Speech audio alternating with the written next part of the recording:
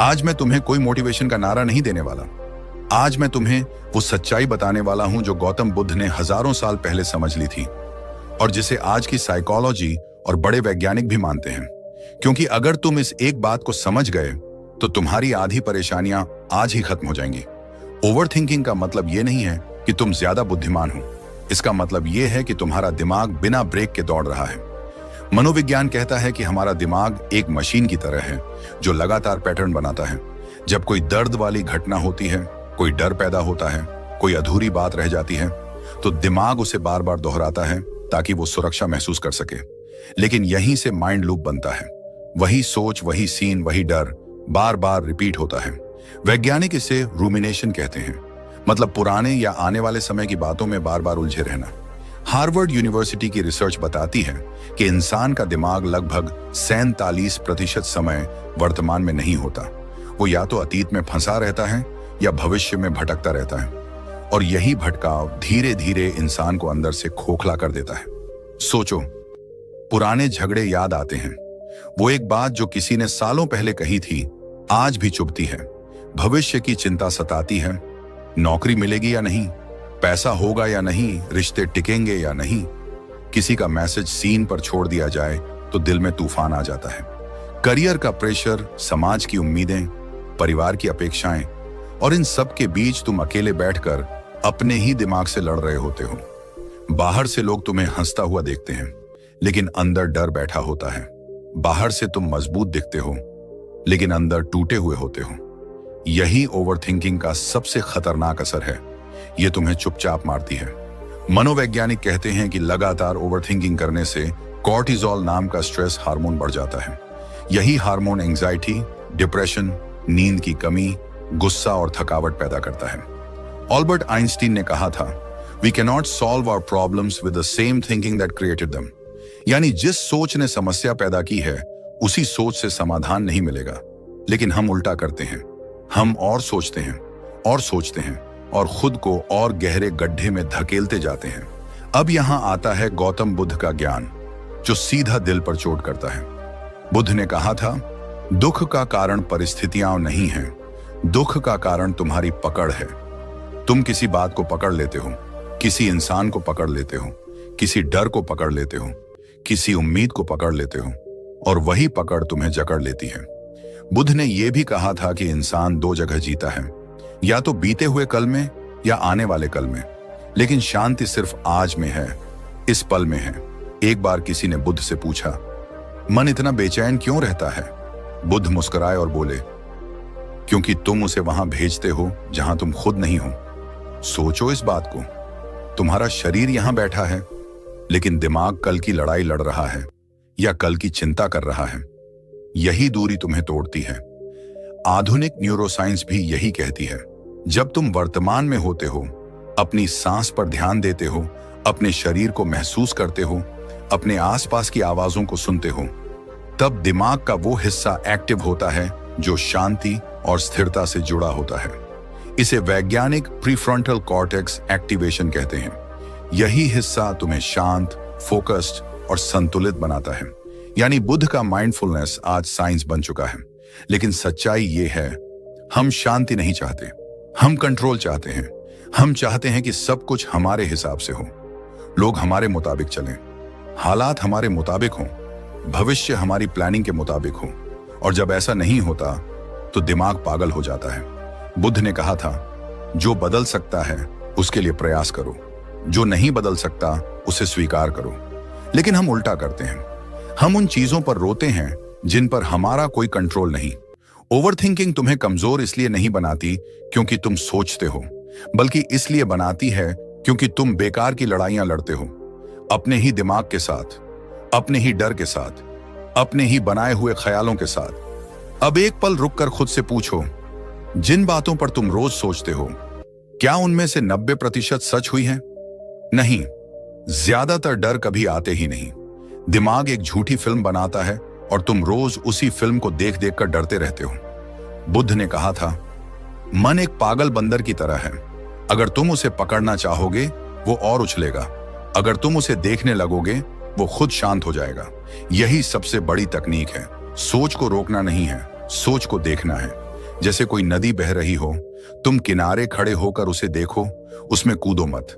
जब नेगेटिव ख्याल आए बस इतना कहो, अच्छा ये भी एक ख्याल है। लड़ो मत, दबाओ मत, भागो मत, सिर्फ देखो।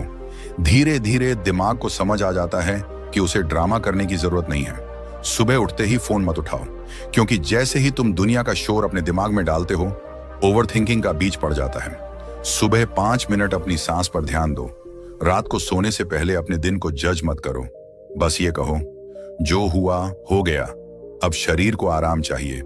ये छोटी छोटी आदतें दिमाग को दोबारा ट्रेन करती हैं, और जब तुम ये करने लगते हो, तब एक दिन अचानक तुम्हें एहसास होता है, दिमाग शांत है, सांस गहरी है, दिल हल्का है। तुम बिना वजह मुस्कुरा रहे हो, नींद गहरी हो गई है, रिश्तों में चिपकापन कम हो गया है, तुम लोगों से उम्मीद कम और खुद से प्यार ज्यादा करने लगे हो। यही असली आजादी है। और यहीं से शुरू होता है असली मोड़। अब तक तुम समझ चुके हो कि ओवरथिंकिंग सिर्फ एक आदत नहीं है, ये एक मानसिक जाल है जिसमें इंसान खुद ही फंसता चला जाता है। लेकिन गौतम बुद्ध ने जिस गहराई से इस समस्या की जड़ पकड़ी थी, उसे समझ लोगे तो तुम्हें पहली बार एहसास होगा कि असली दुश्मन सोच नहीं है, असली दुश्मन है पकड़। बुद्ध कहते थे कि दुख का जन्म तब होता है जब हम किसी चीज को जरूरत से ज्यादा पकड़ लेते हैं। किसी इंसान को, किसी उम्मीद को, किसी पहचान को, किसी डर को, किसी बीते हुए पल को। सोच अपने आप में निर्दोष है, वो तो सिर्फ एक लहर है, लेकिन जब तुम उस लहर पर सवार होकर बहने लगते हो, तब तूफान बनता है। बुद्ध की एक छोटी सी कहानी है। एक बार एक आदमी नदी पार कर रहा था। पानी ठंडा था, बहाव तेज था। उसने एक लकड़ी का टुकड़ा पकड़ लिया और बड़ी मुश्किल से किनारे तक पहुंचा। किनारे पहुंचने के बाद भी उसने उस लकड़ी को नहीं छोड़ा। वो उसे सिर पर उठाकर आगे चलने लगा। लोग हंसने लगे। बुद्ध ने कहा, यही तुम्हारी हालत है। जिसने तुम्हें बचाया, अगर तुम उसे छोड़ना नहीं सीखोगे, वही बोझ बन जाएगा। यही बात ओवरथिंकिंग पर लागू होती है। कभी जो सोच तुम्हें बचाने के लिए बनी थी, आज वही सोच तुम्हें डुबो रही है। मनोविज्ञान भी यही कहता है। वैज्ञानिक इसे अटैचमेंट टू थॉट कहते हैं। जब तुम किसी ख्याल को सच मान लेते हो, अपनी पहचान बना लेते हो, तब वो ख्याल तुम्हें कंट्रोल करने लगता है। न्यूरोसाइंटिस्ट डॉक्टर विक्टर फ्रैंकल ने कहा था कि इंसान के पास एक आखिरी आजादी हमेशा होती है, अपनी प्रतिक्रिया चुनने की आजादी। लेकिन ओवरथिंकिंग तुम्हारी ये आजादी छीन लेती है। तुम हालात पर नहीं, अपने विचारों पर गुलाम बन जाते हो। बुद्ध ने सबसे बड़ा वार इस बात पर किया कि इंसान पास्ट और फ्यूचर के बीच पिस रहा है। बीता हुआ कल खत्म हो चुका है, लेकिन तुम उसे रोज जिंदा करते हो। आने वाला कल अभी आया नहीं, लेकिन तुम उसे रोज डर के साथ जीते हो। और जो सच में मौजूद है, ये पल, ये सांस, ये शरीर, इसे तुम नजरअंदाज कर देते हो। बुद्ध कहते थे, जो वर्तमान में जीना सीख गया, उसने दुख का दरवाजा बंद कर दिया। आज साइंस इसे प्रेजेंट मोमेंट अवेयरनेस कहती है। रिसर्च बताती है कि जब इंसान वर्तमान में होता है, तब दिमाग का डर पैदा करने वाला हिस्सा शांत हो जाता है और शांति से जुड़ा हिस्सा एक्टिव हो जाता है। यानी बुद्ध का ज्ञान हजारों साल बाद लैब में साबित हो चुका है। अब एक कड़वी सच्चाई सुनो, जिन डर से तुम रोज लड़ते हो, उनमें से 90% कभी सच नहीं होते। तुम्हारा दिमाग एक झूठी फिल्म बनाता है। उसमें तुम हारते हो, लोग तुम्हें छोड़ देते हैं, तुम फेल हो जाते हो, सब खत्म हो जाता है, और तुम रोज उस फिल्म को देखकर डरते रहते हो। बुद्ध ने कहा था, मन एक कुशल झूठा है। वो कहानी बनाता है, भविष्य की कल्पना करता है, बीते हुए दर्द को रंग देता है, और तुम उसे सच मान लेते हो। यहीं से समस्या पैदा होती है। समस्या बाहर नहीं है, समस्या अंदर है। तू हालात से नहीं हारता, तू अपने ही विचारों से हारता है। अब सवाल यह है, इससे बाहर कैसे निकला जाए? बुद्ध ने कभी जादू नहीं सिखाया, उन्होंने अभ्यास सिखाया। पहला अभ्यास है वर्तमान में लौटना। जब भी दिमाग भागे, सांस पर वापस आओ। सांस तुम्हारा लंगर है, वो हमेशा अभी में होती है। जब तुम गहरी सांस लेते हो और उसे महसूस करते हो, दिमाग धीरे धीरे शांत होने लगता है। साइंस कहती है कि धीमी सांस लेने से नर्वस सिस्टम शांत होता है और एंजाइटी कम होती है। बुद्ध इसे आनापान सती कहते थे, सांस की जागरूकता। दूसरा अभ्यास है देखना, लड़ना नहीं। तुम सोच को दुश्मन मत बनाओ। जब कोई नेगेटिव ख्याल आए, उसे हटाने की कोशिश मत करो, बस उसे देखो। जैसे आसमान में बादल आते हैं और चले जाते हैं। तुम आसमान बनो, बादल नहीं। बुद्ध कहते थे, जो तुम देख सकते हो वो तुम नहीं हो। जब तुम सोच को देखते हो तब तुम उससे अलग हो जाते हो। यही असली आजादी है। तीसरा अभ्यास है स्वीकार करना। बहुत सारी चीजें तुम्हारे कंट्रोल में नहीं है। लोग बदलेंगे, हालात बदलेंगे, जिंदगी अनिश्चित है। जितना तुम कंट्रोल करने की कोशिश करोगे उतना दुख बढ़ेगा। बुद्ध ने कहा था, जो बदल नहीं सकता उसे स्वीकार करो, यही शांति की शुरुआत है। मनोविज्ञान इसे रैडिकल एक्सेप्टेंस कहता है। जब तुम सच को स्वीकार कर लेते हो तब दिमाग लड़ना बंद कर देता है। चौथा अभ्यास है मौन। दिन में कम से कम 10 मिनट बिना मोबाइल, बिना शोर, बिना बात किए बैठो। सिर्फ सांस लो, सिर्फ महसूस करो। आज की दुनिया में सबसे खतरनाक चीज है शोर, बाहर का भी और अंदर का भी। मौन तुम्हें खुद से मिलाता है। बुद्ध ने वर्षों तक मौन का अभ्यास किया था क्योंकि वो जानते थे कि शांति शब्दों से नहीं, खामोशी से पैदा होती है। और पांचवा अभ्यास है थॉट डिटॉक्स। तुम जो देखते हो वही सोच बनता है। अगर दिन भर नेगेटिव खबरें, सोशल मीडिया ड्रामा, तुलना, गुस्सा, फेक लाइफ देखोगे तो दिमाग जहरीला ही बनेगा। बुद्ध ने कहा था, जैसा भोजन शरीर को बनाता है वैसा ही मानसिक भोजन मन को बनाता है। आज इसका मतलब है स्क्रीन का इस्तेमाल समझदारी से करो।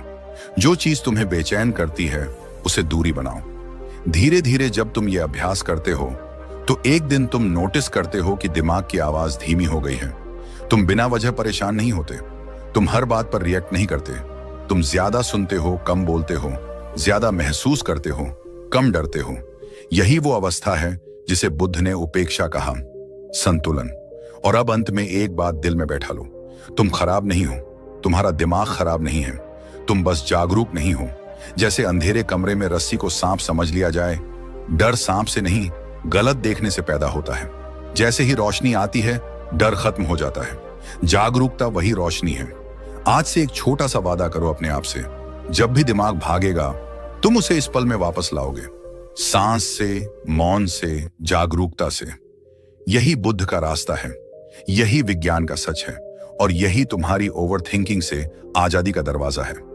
और जब तुम इस रास्ते पर चलना शुरू करते हो तब असली बदलाव किताबों में नहीं, तुम्हारी रोज की आदतों में दिखाई देने लगता है। क्योंकि बुद्ध ने कभी ये नहीं कहा कि ज्ञान सुन लेने से जीवन बदल जाएगा। उन्होंने कहा था, अभ्यास करो, रोज, लगातार, बिना रुके।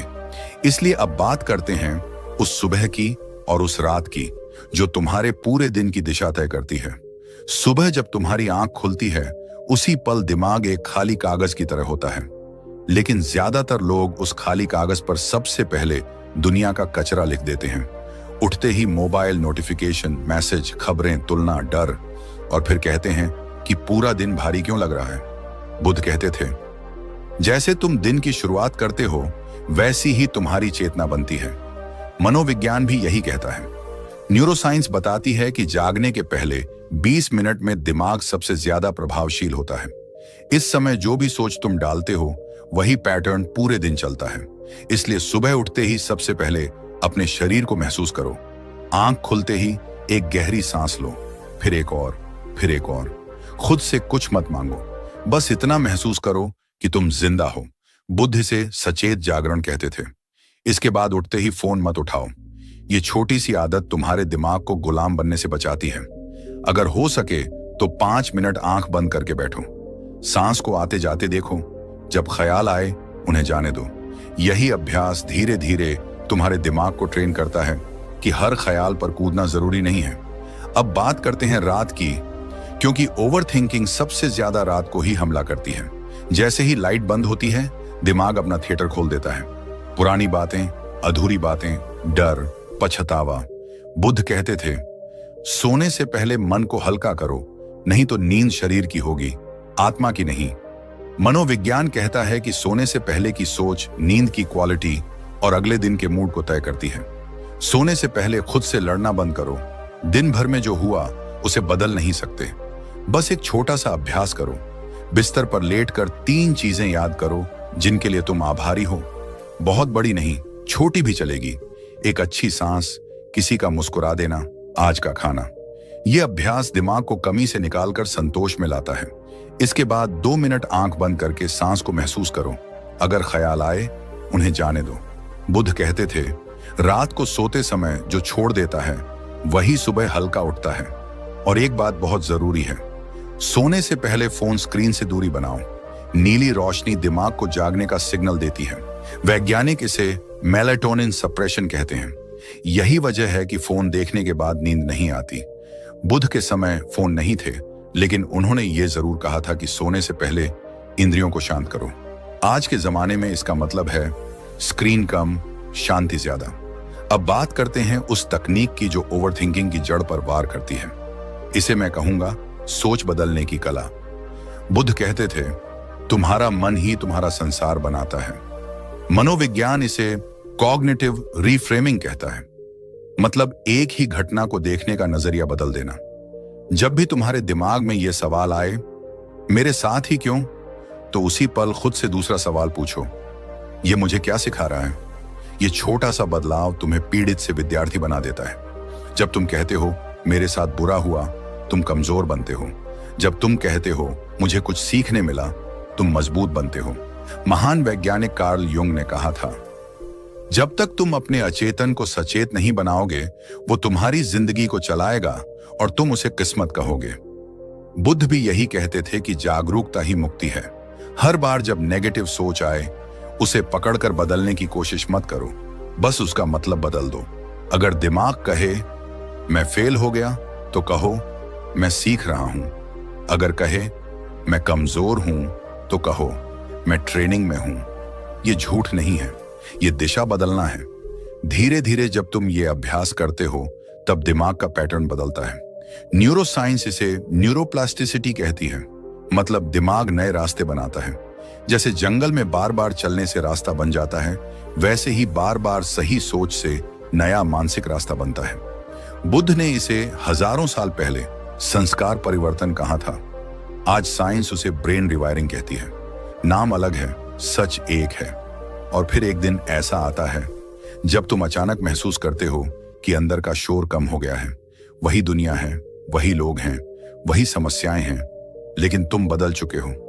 अब छोटी बातों पर दिल नहीं दुखता, हर बात पर गुस्सा नहीं आता, हर डर पर नींद नहीं उड़ती। तुम ज्यादा शांत हो, ज्यादा स्थिर हो। ओवर थिंकिंग खत्म होने का सबसे पहला तोहफा है शांति। वो शांति जो बाहर से नहीं आती, अंदर से पैदा होती है। दूसरी चीज है फोकस। जब दिमाग हजार दिशाओं में नहीं भागता, तब तुम्हारी ऊर्जा एक जगह लगती है। काम बेहतर होता है, फैसले साफ होते हैं। तीसरी चीज है आत्मविश्वास, क्योंकि अब तुम अपने ही दिमाग से नहीं डरते। तुम्हें पता है कि ख्याल आते जाते रहते हैं, तुम उनसे बड़े हो। रिश्ते भी बदलते हैं। जब तुम ओवरथिंकिंग छोड़ते हो, तो तुम लोगों को कंट्रोल करना छोड़ते हो। तुम ज्यादा सुनते हो, कम शक करते हो, कम उम्मीदें थोपते हो। इससे रिश्तों में हल्कापन आता है, नींद गहरी हो जाती है, क्योंकि मन सोते समय भी लड़ाई नहीं करता। और सबसे खूबसूरत बदलाव होता है खुद से प्यार। जब तुम खुद को दोष देना बंद करते हो, जब तुम अपनी गलतियों को सीख समझने लगते हो, तब तुम पहली बार अपने ही दोस्त बनते हो। बुद्ध ने कहा था, जिसने खुद को जीत लिया, उसने पूरी दुनिया जीत ली। ओवर थिंकिंग से बाहर आना बाहरी जीत नहीं है, ये अंदर की क्रांति है। ये वो लड़ाई है जिसमें दुश्मन भी तुम हो और योद्धा भी तुम। और जब तुम जीतते हो, तो कोई शोर नहीं होता, कोई तालियां नहीं बजती, बस अंदर एक गहरी शांति उतर आती है। और अब आखिरी बात, जिसे सुनकर शायद तुम्हारी आंखें नम हो जाएं, लेकिन दिल मजबूत हो जाएगा। तुम गलत नहीं हो, तुम्हें जिंदगी ने धोखा नहीं दिया, तुम्हें बस सही दिशा नहीं मिली थी। आज अगर तुम ये सुन रहे हो, तो इसका मतलब है कि तुम जागने के लिए तैयार हो। बुद्ध कहते थे, हजारों लड़ाइयों से बड़ी लड़ाई है खुद से लड़ाई। आज से वो लड़ाई शुरू करो, लेकिन तलवार से नहीं, जागरूकता से। याद रखो, जब भी दिमाग भागेगा, तुम उसे इस पल में वापस लाओगे, सांस से, मौन से, समझ से।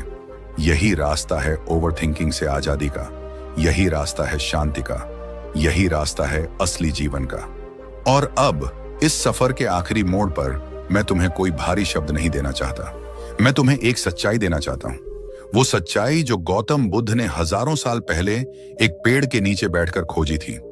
वो सच्चाई जिसे आज की मनोविज्ञान की किताबें, न्यूरोसाइंस की रिसर्च और महान वैज्ञानिकों के अनुभव धीरे धीरे स्वीकार कर रहे हैं। सुनो, तुम कमजोर नहीं हो, तुम टूटे हुए नहीं हो, तुम खराब दिमाग वाले इंसान नहीं हो, तुम बस सोए हुए हो।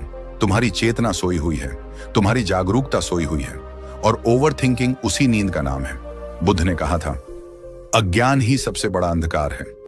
अज्ञान मतलब यह नहीं कि तुम्हें पढ़ना लिखना नहीं आता। अज्ञान मतलब यह है कि तुम अपने ही मन को नहीं जानते। तुम उसके पीछे भागते रहते हो, लेकिन उसे देखते नहीं हो।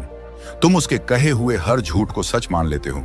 तुम उसके डर को अपना डर बना लेते हो और फिर खुद को कमजोर समझने लगते हो। लेकिन आज अगर तुम ये सुन रहे हो तो इसका मतलब है कि तुम्हारे अंदर कुछ जाग रहा है, एक छोटी सी चिंगारी। और याद रखो, आग बनने के लिए पूरी जंगल नहीं चाहिए, एक चिंगारी काफी होती है। मनोविज्ञान कहता है कि इंसान की पहचान स्थिर नहीं होती। तुम जो आज हो वो हमेशा नहीं रहेगा।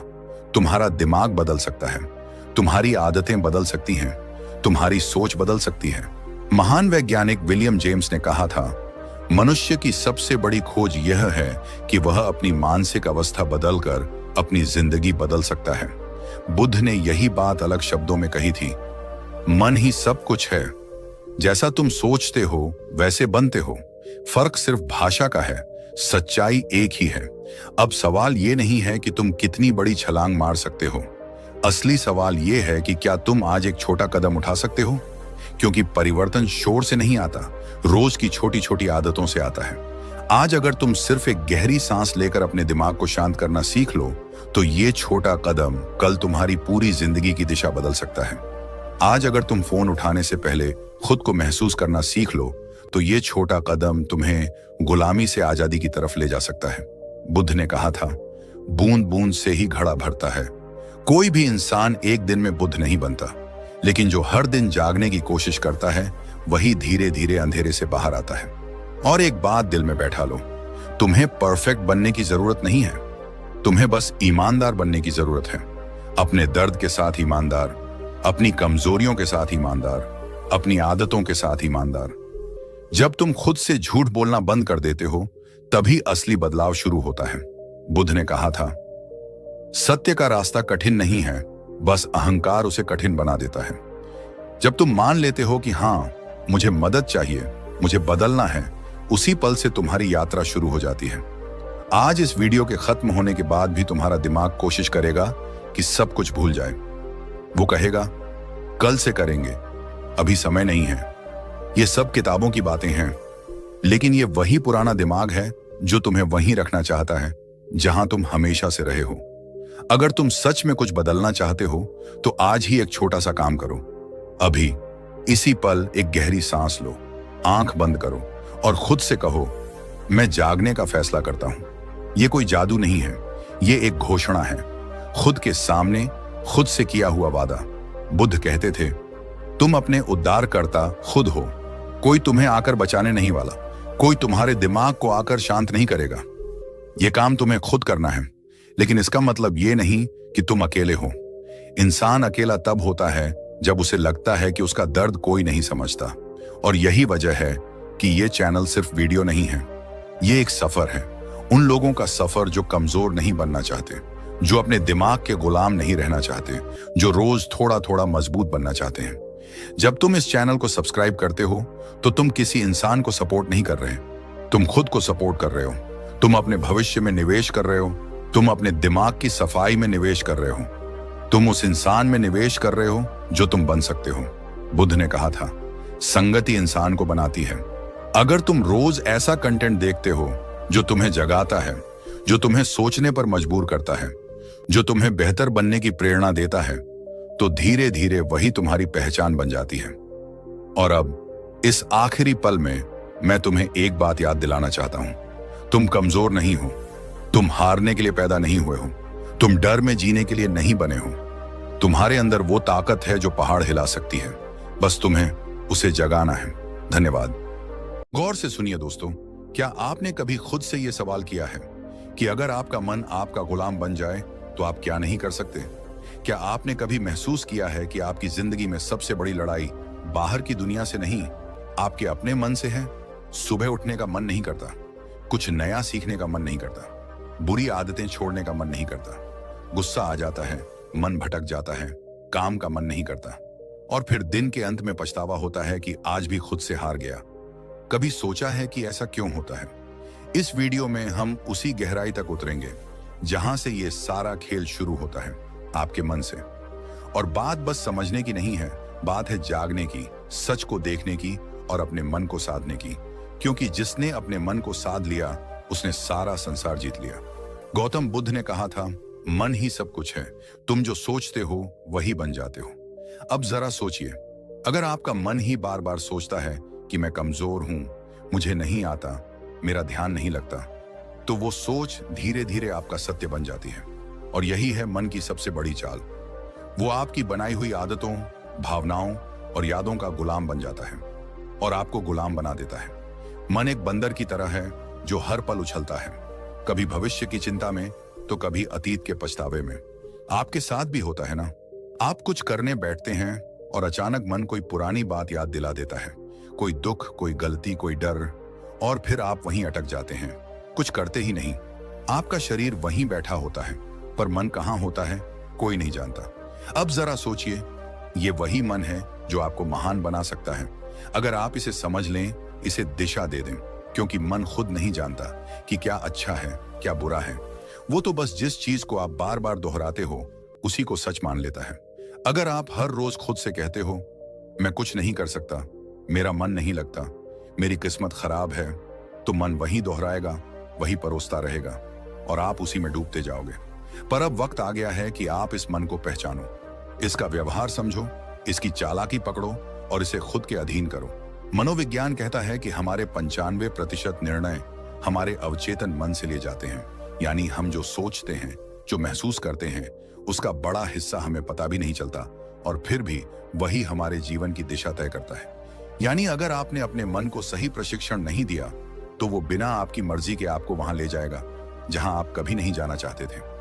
अब एक बात ध्यान से समझो, अगर आपका मन ही नियंत्रण में नहीं है तो दुनिया का कोई लक्ष्य, कोई रिश्ता, कोई सफलता आपको संतोष नहीं दे सकती।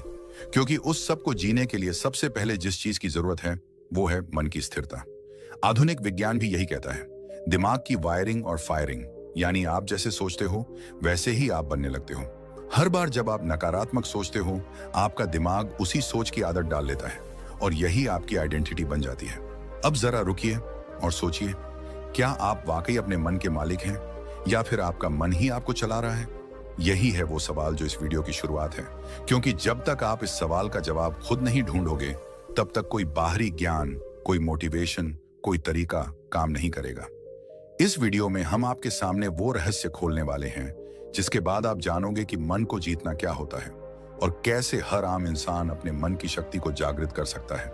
और याद रखिए, मन को जीतना कोई एक दिन का काम नहीं है, ये एक अभ्यास है, एक यात्रा है, एक युद्ध है जो हर दिन लड़ा जाता है। लेकिन अगर आप इस युद्ध को समझ लें तो जीत पक्की है। अब हम उस बिंदु पर पहुंच चुके हैं जहां से असली सफर शुरू होगा। इस सफर में हम जानेंगे मन को कंट्रोल करने की 5 सबसे शक्तिशाली विधियां, जो न केवल आपके विचारों को बदलेंगी बल्कि आपके जीवन की दिशा ही मोड़ सकती हैं। तो बने रहिए इस वीडियो के साथ, क्योंकि अब जो आएगा वो सिर्फ जानकारी नहीं, जागृति है। पहली विधि, सकारात्मक आत्मवार्ता, पॉजिटिव सेल्फ टॉक। क्या आपने कभी अपने आप से कहा है, मुझसे नहीं होगा? स्विंगल, मैं हमेशा गलती करता हूं। जेरेनियम, मेरे बस की बात नहीं है। अगर हां, तो आज इस वीडियो को पूरा देखना आपके जीवन की दिशा को बदल सकता है। क्योंकि जिस व्यक्ति से आप सबसे ज्यादा बातें करते हैं वो कोई और नहीं, आप खुद हैं। और यही बातचीत आपके भविष्य की दिशा तय करती है। हमारा मन जो सोचता है वही हम बनते हैं। ये बात सिर्फ कोई मोटिवेशनल डायलॉग नहीं है, ये विज्ञान भी कहता है और ब्रह्मज्ञान भी। मन को कंट्रोल करने की पहली शक्तिशाली विधि है सकारात्मक आत्मवार्ता, यानी अपने आप से सकारात्मक बातें करना। ये कोई मामूली आदत नहीं, ये आपकी आत्मा से सीधा संवाद है। जब हम रोज खुद को नकारात्मक बातें कहते हैं, जैसे मैं कमजोर हूं, मेरे साथ ही ऐसा क्यों होता है, मुझे कुछ नहीं आता, तो हमारा अवचेतन मन, सबकॉन्शियस माइंड उन बातों को सच मानने लगता है। फिर वही बातें हमारी आदत बन जाती हैं, हमारी सोच बन जाती है और धीरे धीरे हमारा भविष्य भी वैसा ही बनने लगता है। मनोविज्ञान कहता है कि हमारा अवचेतन मन हर उस बात को रिकॉर्ड करता है जो हम खुद से बार बार कहते हैं। इसलिए अगर आप खुद से बार बार बोलते हैं, मैं हार जाऊंगा, तो आपकी सोच हारने वाली बन जाएगी।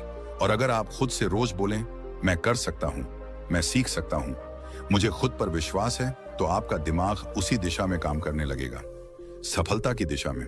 इस आत्मवार्ता का असर केवल आपके आत्मविश्वास पर ही नहीं पड़ता, बल्कि ये आपके शरीर की ऊर्जा, आपके फैसले और आपकी दृष्टि तक को प्रभावित करता है। गौतम बुद्ध ने कहा था, मन ही सब कुछ है, जैसा तुम सोचते हो वैसे ही बन जाते हो। उनकी ये बात आज के विज्ञान से भी मेल खाती है। पॉजिटिव सेल्फ टॉक हमारे न्यूरॉन्स को नए रास्ते बनाने पर मजबूर करती है। यानी जब आप बार बार खुद से अच्छा बोलते हैं, तो आपका दिमाग नई संभावनाओं के लिए खुलने लगता है। अब सवाल उठता है, यह सकारात्मक आत्मवार्ता करनी कैसे है? सबसे पहले, हर सुबह उठते ही अपने आप से एक बात जरूर कहिए, मैं आज पहले से बेहतर हूं और हर दिन आगे बढ़ रहा हूं।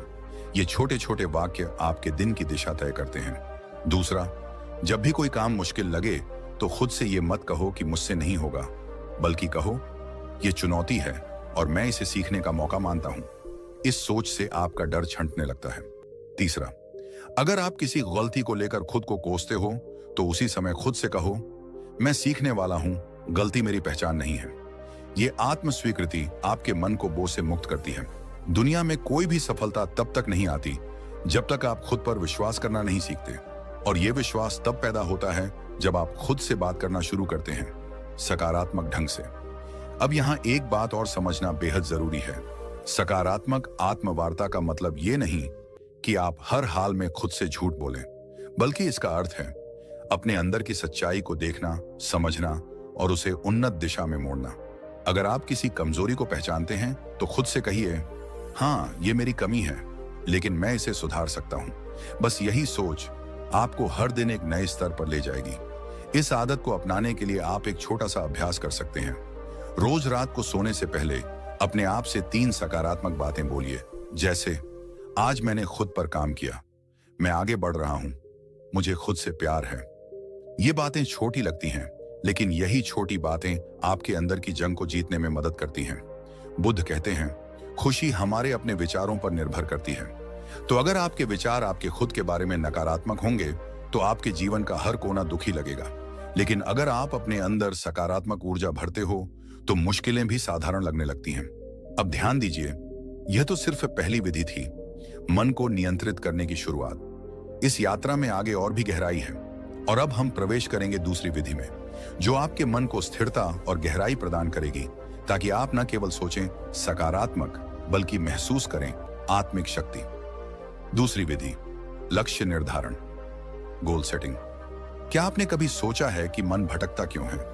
क्यों हम अक्सर एक काम शुरू तो करते हैं, लेकिन बीच में ही छोड़ देते हैं? क्यों हमारा मन कभी अतीत की यादों में उलझा रहता है, तो कभी भविष्य की चिंता में खोया रहता है? इसके पीछे एक गहरी वजह है, अस्पष्टता। मन को दिशा तब मिलती है जब उसे पता हो कि उसे जाना कहां है, और जब यह दिशा नहीं होती, तो मन बिल्कुल उस घोड़े की तरह होता है जो खुली जमीन में बेतहाशा दौड़ रहा हो, बिना किसी मंजिल के। इसलिए मन को नियंत्रित करने की दूसरी शक्तिशाली विधि है लक्ष्य निर्धारण। जी हां, स्पष्ट, यथार्थवादी और प्रेरणादायक लक्ष्य। जिस इंसान ने अपने जीवन का उद्देश्य तय कर लिया, उसका मन खुद ब खुद अनुशासित हो जाता है। गौतम बुद्ध ने एक बार कहा था, यदि कोई व्यक्ति एक बाण को निशाने पर चलाता है, तो पहले वह जानता है कि निशाना कहां है। उसी प्रकार जीवन को सही दिशा में ले जाने के लिए मनुष्य को पहले अपने लक्ष्य को जानना चाहिए। यह बात सिर्फ बौद्ध दर्शन में नहीं, बल्कि आधुनिक मनोविज्ञान में भी साफ साफ कही जाती है। मनोवैज्ञानिक कहते हैं कि जब आप स्पष्ट लक्ष्य बनाते हैं, तो आपका मस्तिष्क एक केंद्र बिंदु ढूंढ लेता है। यह केंद्र बिंदु दिमाग को एक ही दिशा में सोचने, योजना बनाने और मेहनत करने के लिए प्रेरित करता है। जिस तरह से जीपीएस लोकेशन डाले बिना रास्ता नहीं दिखाता, उसी तरह लक्ष्य के बिना आपका मन आपको कहीं नहीं ले जाएगा, या फिर किसी ऐसी जगह पहुंचा देगा जहां आप कभी जाना ही नहीं चाहते थे।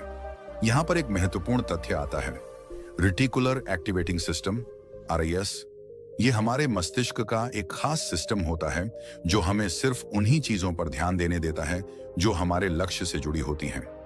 उदाहरण के लिए, अगर आप सोचते हैं कि मुझे एक लेखक बनना है, तो अचानक आपको किताबें, लेखन से जुड़ी जानकारी और अवसर खुद ही दिखने लगते हैं। ये कोई जादू नहीं है, ये आपका लक्ष्य और दिमाग का आपसी तालमेल है। अब सवाल ये है, लक्ष्य कैसा होना चाहिए? कई बार लोग बहुत बड़े बड़े लक्ष्य बना लेते हैं, लेकिन वो इतने धुंधले और अनियोजित होते हैं कि दिमाग उन्हें समझ ही नहीं पाता। इसलिए पहला कदम है अपने लक्ष्य को स्पष्ट और यथार्थवादी बनाना। उदाहरण के लिए, अगर आप कहते हैं मुझे सफल बनना है, तो यह बहुत ही धुंधला लक्ष्य है। लेकिन अगर आप कहते हैं मुझे अगले 6 महीनों में एक किताब लिखनी है, या मुझे 1 साल में एक छोटा बिजनेस शुरू करना है, तो आपका दिमाग उस लक्ष्य को पकड़ पाता है। यहां एक और बात समझना जरूरी है, लक्ष्य केवल मस्तिष्क को दिशा ही नहीं देता, बल्कि भावनात्मक ऊर्जा भी प्रदान करता है। जब हम एक लक्ष्य बनाते हैं और उसे पाने की कल्पना करते हैं, तो हमारे दिमाग में डोपामिन नामक रसायन रिलीज होता है। यह रसायन हमें खुशी, प्रेरणा और एक सकारात्मक ऊर्जा देता है। यानी लक्ष्य केवल मन को रोकता नहीं, बल्कि उसे चलने की सही प्रेरणा भी देता है। अब एक और सवाल उठता है, क्या एक लक्ष्य ही काफी है? तो इसका उत्तर है नहीं। लक्ष्य का विभाजन होना चाहिए, दीर्घकालिक लॉन्ग टर्म, मध्यकालिक मिड टर्म और लघुकालिक शॉर्ट टर्म। क्योंकि जब हम एक बहुत दूर का लक्ष्य बनाते हैं और उसके बीच कोई पड़ाव नहीं रखते, तो हमारा मन थक जाता है और कहता है अभी तो बहुत दूर है, फिर कभी शुरू करेंगे। इसलिए छोटे छोटे पड़ाव होना जरूरी है, ताकि मन को हर पड़ाव पर एक संतुष्टि और प्रगति की भावना मिलती रहे। आप जब एक लक्ष्य तय करते हैं और उस पर काम करना शुरू करते हैं, तो आपका मन विकर्षणों को खुद ही ठुकराने लगता है। जैसे ही आपका ध्यान भटकता है, दिमाग आपको याद दिलाता है हमारा लक्ष्य अभी अधूरा है, और यहीं से शुरू होता है मन पर नियंत्रण। अब सोचिए, एक मन जिसने खुद को एक दिशा में बांध लिया है, वो कितनी शक्ति उत्पन्न कर सकता है। आपने देखा होगा, जब आप किसी जरूरी काम में पूरे मन से लगे होते हैं, तो आपको भूख, प्यास, थकावट कुछ भी महसूस नहीं होता। क्यों? क्योंकि लक्ष्य ने आपके मन को पूर्ण रूप से फोकस्ड कर दिया है। यही शक्ति अगर हर दिन की आदत बन जाए, तो आपका जीवन वो रूप ले सकता है जिसकी कल्पना आपने कभी सिर्फ सपनों में की थी। आज के समय में सबसे बड़ी बीमारी क्या है? ओवर थिंकिंग, एंजाइटी, डिस्ट्रैक्शन, और इन सब का इलाज है लक्ष्य। लक्ष्य तय कर लीजिए और फिर देखिए आपका मन कैसे स्वतः अनुशासित होने लगता है। वो हर चीज जो आपका समय बर्बाद कर रही है, वो बेकार लगने लगेगी। मन बार बार आपको खींचकर आपके लक्ष्य की तरफ ले जाएगा। ये कोई चमत्कार नहीं, ये मन की दिशा बदलने की तकनीक है। अब जरा ये विचार कीजिए, अगर एक छोटा सा चुंबक लोहे की सुई को खींच सकता है, तो एक स्पष्ट और सशक्त लक्ष्य आपके मन को कितना खींच सकता है? मन जो अभी तक इधर उधर भागता फिर रहा था, वह धीरे धीरे उस चुंबक यानी लक्ष्य की ओर आकर्षित होने लगेगा। गौतम बुद्ध ने कहा था, मन अत्यंत चंचल है, लेकिन यदि उसे साध लिया जाए, तो वह आपके सबसे बड़े शत्रु को भी मित्र बना सकता है। इस साधना का पहला चरण था आत्मवार्ता और दूसरा लक्ष्य निर्धारण। ये दोनों विधियां मिलकर आपके मन को भीतर से पुनः प्रशिक्षित करती हैं। ये उसे एक नए रास्ते पर चलाना सिखाती हैं, जहां दिशा है, उत्साह है और स्पष्टता है। तो अगर आप चाहते हैं कि आपका मन आपकी बात माने, तो सबसे पहले आप उसे बताइए कि कहां जाना है। फिर देखिए कैसे वो रास्ता खुद बनाने लगता है। और यही से शुरू होती है वास्तविक आत्मशक्ति की यात्रा। दोस्तों, क्या आप जानते हैं कि हमारा मन सबसे अधिक बेचैन तब होता है जब हमारे पास समय की कोई योजना नहीं होती, जब हम हर काम को टालते जाते हैं, जब दिन रात सिर्फ भाग दौड़ बनकर रह जाते हैं, लेकिन फिर भी मन शांति को नहीं छू पाता। तब असल में दिक्कत समय की नहीं होती, बल्कि उस समय के प्रबंधन की होती है। और यहीं से शुरू होती है मन को काबू में रखने की तीसरी शक्तिशाली विधि, समय प्रबंधन। आज हम जिस दुनिया में जी रहे हैं, वहां व्यस्त रहना एक ट्रेंड बन गया है। लेकिन व्यस्त होना और व्यस्तता का प्रबंधन कर पाना, ये दोनों एक जैसी चीजें नहीं है। अगर आप दिन भर बहुत कुछ करते रहते हैं, लेकिन अंत में थक कर गिर पड़ते हैं और खुद से ही नाराज रहते हैं, तो यकीन मानिए आप समय को नहीं चला रहे, समय आपको चला रहा है। और जब समय हमें चलाने लगे, तो मन खुद ब खुद बेचैन, चिंतित और थका हुआ महसूस करता है। हमारा मस्तिष्क तब सबसे अच्छा काम करता है जब वह जानता है कि अगला कदम क्या है। मन को दिशा चाहिए, स्पष्टता चाहिए, और वह स्पष्टता आती है अच्छे समय प्रबंधन से। जब आप हर काम के लिए एक उचित समय निर्धारित कर देते हैं, जब आप जानते हैं कि किस काम को कब करना है, तो आपका मन खुद ब खुद शांत रहता है, क्योंकि उसे पता है अब कुछ भी अनियंत्रित नहीं है। समय प्रबंधन केवल घड़ी की सुइयों को देखने का नाम नहीं है। यह एक विज्ञान है, एक कला है और साथ ही एक साधना है। अगर आपने इसे साध लिया, तो आप केवल अपने दिन को नहीं, अपने जीवन को, अपने भाग्य को और अपने मन को भी साध लेंगे। आधुनिक मनोविज्ञान कहता है कि जब हम अपने दिन की योजना बनाते हैं और उसे फॉलो करते हैं तो हमारा ब्रेन डोपामिन नामक एक रसायन छोड़ता है जो हमें संतुष्टि और ऊर्जा का एहसास कराता है। यह वही रसायन है जो तब निकलता है जब हम कोई उपलब्धि प्राप्त करते हैं। यानी यदि आप हर सुबह अपनी दिनचर्या तय कर लेते हैं और दिन के अंत में उस पर टिके रहते हैं तो आपका मस्तिष्क आपको एक सफल व्यक्ति की अनुभूति देता है, जिससे आत्मविश्वास बढ़ता है, चिंता घटती है और मन शांत होता है। अब बात करें ब्रह्म ज्ञान की, तो हमारे प्राचीन ग्रंथों में भी समय को सबसे बड़ा गुरु माना गया है। वेदों में कहा गया है, कालो ही परमम बलम, अर्थात समय ही सबसे बड़ी शक्ति है। जो इस शक्ति के साथ चलना सीख लेता है उसके लिए कोई भी लक्ष्य असंभव नहीं रह जाता। गौतम बुद्ध भी समय के महत्व को भली भांति समझते थे। उन्होंने एक जगह कहा था, जो व्यक्ति एक क्षण को भी व्यर्थ नहीं जाने देता वह जीवन को पूर्णता के साथ जीता है। बुद्ध के अनुसार जीवन की सच्ची शांति तभी संभव है जब हम हर क्षण में जागरूक रहें, हर पल का उपयोग करें। उन्होंने एक और अद्भुत बात कही थी, भविष्य की चिंता मत करो, भूतकाल के पछतावे में मत रहो, वर्तमान क्षण में जियो क्योंकि यहीं पर जीवन है। समय प्रबंधन हमें वर्तमान में केंद्रित रहने की कला सिखाता है। जब हम अपने कार्यों को समयबद्ध करते हैं तो हम अपने मन को अनावश्यक विचारों और चिंता से बचाते हैं। इससे मन न तो अतीत की गलियों में भटकता है, न भविष्य की अनिश्चितता में उलझता है। वह ठहरता है, जागता है और नियंत्रण में आता है। आधुनिक समय में अगर कोई व्यक्ति कहता है मेरे पास समय नहीं है, तो असल में वह कह रहा है मेरे पास प्राथमिकता तय करने की कला नहीं है। क्योंकि सच ये है कि हम सबके पास एक ही दिन के 24 घंटे हैं। अंतर केवल इस बात में है कि कोई उन्हें कैसे उपयोग करता है। कोई उस समय से अपने सपनों का महल बना लेता है तो कोई उसी समय को टालमटोल और आलस्य में गंवा देता है। एक और मनोवैज्ञानिक शोध यह बताता है कि जब कोई व्यक्ति अपने कामों को प्रॉपर टाइम फ्रेम में बांट देता है तो उसकी निर्णय लेने की शक्ति और आत्मनियंत्रण सेल्फ कंट्रोल में 35% तक की वृद्धि देखी जाती है। यानी समय की सही योजना न केवल काम में सहायता करती है बल्कि मनोबल और मानसिक स्थिरता को भी बढ़ाती है। अब सोचिए, अगर हर सुबह उठकर आप केवल इतना जान लें कि आज का दिन आपके हाथ में है और आपको इसे इस प्रकार जीना है कि शाम तक आपका मन थक कर नहीं बल्कि तृप्त होकर सोए, तो कितना बदल जाएगा आपका जीवन। आप स्वयं अनुभव करेंगे कि मन अब उतना बेकाबू नहीं है, विचारों का शोर कम हो रहा है और एक गहरी स्पष्टता जन्म ले रही है। समय का सही प्रबंधन एक तरह से अपने आप से किया गया सबसे सुंदर वादा है कि मैं अपने जीवन को अनमोल मानता हूं और इसे यूं ही व्यर्थ नहीं जाने दूंगा। और जब यह भाव मन में दृढ़ हो जाता है तब मन भी उसी अनुरूप काम करता है, वह आपके नियंत्रण में आने लगता है। तो यदि आप अपने मन को नियंत्रित करना चाहते हैं, शांत और स्थिर बनाना चाहते हैं, तो अपनी दिनचर्या को पुनः रचिए, हर घंटे का हिसाब रखिए और सबसे जरूरी, हर पल को पूरी जागरूकता और गहराई से जीने की आदत डालिए। जब मन देखेगा कि आप समय का सम्मान कर रहे हैं तो वह भी आपको सम्मान देगा। दोस्तों, क्या आप जानते हैं, हम सबके भीतर एक ऐसी शक्ति है जो अगर जाग जाए तो न कोई डर टिक सकता है, न कोई चिंता, न कोई भ्रम। लेकिन अफसोस की बात यह है कि आज की भाग दौड़ भरी जिंदगी में हम उस शक्ति से बिल्कुल कट चुके हैं।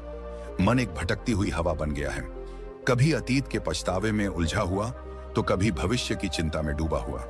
और यही सबसे बड़ा कारण है मानसिक अशांति का, नींद ना आने का, अकेलेपन का और आत्मविश्वास की कमी का।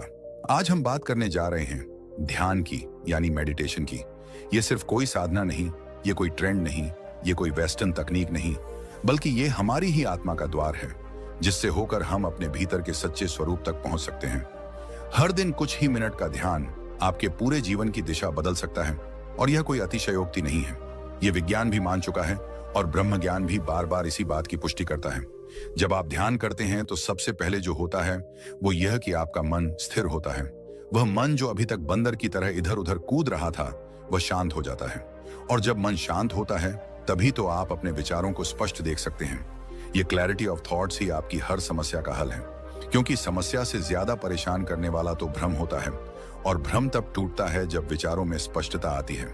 आज मनोवैज्ञानिक भी कहते हैं कि जब कोई व्यक्ति रोज 10 से 15 मिनट ध्यान करता है तो उसका एमिगडाला, जो हमारे मस्तिष्क का वह हिस्सा है जो डर और चिंता को नियंत्रित करता है, वो छोटा होने लगता है और इससे व्यक्ति का इमोशनल रिस्पॉन्स सुधरने लगता है।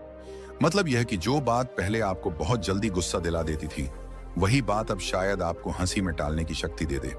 जो पहले आपकी नींद छीन लेती थी, वही अब आपको गहरी नींद में डुबा दे। ध्यान कोई दिखावा नहीं है, ये एक आंतरिक प्रक्रिया है और यह तभी फल देती है जब आप इसे श्रद्धा और नियमितता से करते हैं। जैसे शरीर के लिए व्यायाम जरूरी है, वैसे ही मन के लिए ध्यान एक आवश्यकता है। ये कोई विकल्प नहीं, बल्कि मानसिक स्वच्छता का मूल आधार है। अब जरा एक पल रुकिए और अपने भीतर झांकिए। बिना किसी आवाज के, बिना किसी शब्द के, बस खुद के साथ कुछ पल बिताने की कोशिश कीजिए। क्या आप जानते हैं कि जब आप गहराई से ध्यान में जाते हैं तो आप न सिर्फ अपने विचारों को समझने लगते हैं, बल्कि आप यह भी महसूस करने लगते हैं कि आप वो विचार नहीं हैं। आप तो वो देखने वाला है जो हर विचार को आते जाते देख रहा है। गौतम बुद्ध ने ध्यान को जीवन का मूल बताया। उन्होंने कहा, ध्यान ही एकमात्र रास्ता है जिससे तुम अपने भीतर की आग को बुझा सकते हो। उन्होंने वर्षों तक मौन साधना की, अपने विचारों को परखा और उसी गहराई से उन्होंने संसार को बताया कि मनुष्य का दुख किसी बाहरी कारण से नहीं होता, बल्कि उसके मन की अस्थिरता ही उसका सबसे बड़ा शत्रु है। और इस शत्रु को हराने का एकमात्र रास्ता ध्यान है। बुद्ध के अनुसार ध्यान तुम्हें साक्षी बनाता है, और जब तुम साक्षी हो जाते हो, तब तुम अपने डर को भी, अपने क्रोध को भी, अपनी व्यथा को भी बाहर से देख सकते हो। और यही दूरी ही तो है मुक्ति की शुरुआत। आज जितना समय हम बाहरी चीजों पर खर्च कर देते हैं, मोबाइल स्क्रोलिंग, टीवी देखना या बेवजह की बातचीत, अगर उसी में से हम सिर्फ 15 मिनट अपने लिए, अपने मन के लिए दे दें, तो सोचिए हमारा जीवन कितना बदल सकता है। ध्यान करने के लिए किसी विशेष स्थान या किसी विशेष पद्धति की आवश्यकता नहीं। बस शांति हो, एक कोना हो, और हो थोड़ी सी इच्छा खुद को समझने की, खुद से मिलने की। आप चाहे तो आंखें बंद करें, अपनी सांसों पर ध्यान दें, चाहे तो ओम का उच्चारण करें, चाहे तो सिर्फ मौन रहें। तरीका कोई भी हो सकता है, लेकिन परिणाम हमेशा एक ही मिलेगा, शांति, गहराई और भीतर की शक्ति। ध्यान हमें सिखाता है कि शांति बाहर नहीं, भीतर है।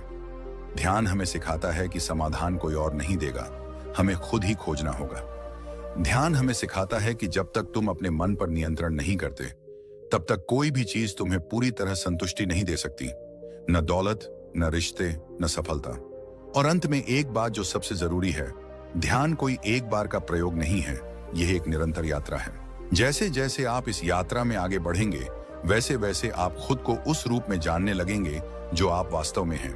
आप पाएंगे कि आप सिर्फ एक शरीर नहीं, एक नाम नहीं, एक पहचान नहीं, बल्कि आप शुद्ध चेतना हैं, शुद्ध शक्ति हैं। और जब यह बोध हो जाता है, तब मन पर नियंत्रण कोई कठिन कार्य नहीं लगता। तब चिंता मिट जाती है, तब डर भाग जाता है, तब भीतर से आवाज आती है, अब तुम मुक्त हैं। और ठीक यहीं से हमारी अगली विधि की शुरुआत होती है, जो इस शुद्ध चेतना को और अधिक गहराई से पहचानने की ओर हमें ले जाएगी। जब जीवन की आपाधापी हमें थका देती है, जब विचारों का शोर इतना बढ़ जाता है कि अपने ही मन की आवाज सुनना मुश्किल हो जाता है, तब हम अक्सर मानसिक शांति की तलाश में भटकते हैं। हर कोई यही सोचता है, कैसे अपने मन को काबू में लाया जाए, कैसे इस बेचैनी से बाहर निकला जाए, कैसे अपने जीवन को फिर से संतुलित किया जाए। आज हम बात कर रहे हैं उसी खोज के अंतिम पड़ाव की, मन को कंट्रोल करने की 5 शक्तिशाली विधियों में से 5वीं विधि की, जो दिखने में सरल है लेकिन इसके पीछे छुपी है अनंत शक्ति। यह विधि है शारीरिक व्यायाम, यानी रेगुलर फिजिकल एक्सरसाइज। अब आप सोचेंगे कि इसमें ऐसा क्या खास है, क्या वाकई शारीरिक व्यायाम से मन शांत हो सकता है?